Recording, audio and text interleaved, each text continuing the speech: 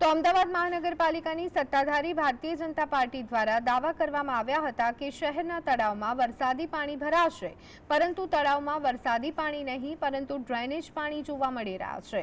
મોટાભાગના તળાવો બિસ્માર જોવા મળી રહ્યા છે। રોગચાળાની સિઝન ચાલી રહી છે ત્યારે તળાવના ગંદા પાણીમાં મચ્છરોનો ઉપદ્રવ થતા લોકો રોગચાળાનો ભોગ બને તેવી ભીતિ સેવાઈ રહી છે।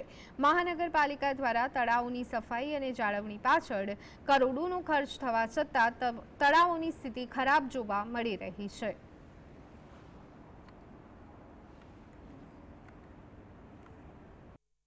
આની અંદર આપણે તંત્રને મલેરિયા વિભાગને સાથે રાખીને એમને સૂચના આપવામાં આવે છે કે આવા બંધિયાર પાણીની અંદર અથવા તો દૂષિત જે પાણી છે એની અંદર ઓઇલનો છંટકાવ કરવામાં આવે છે અને ગિપ્પી માછલી જે છે એ પણ છોડવામાં આવે છે, જેનાથી મલેરિયાના જે કીટાણુઓ છે એનો ઉપદ્રવ ના થાય અને રોગચાળાથી આપણે લોકોને બચાવી શકીએ।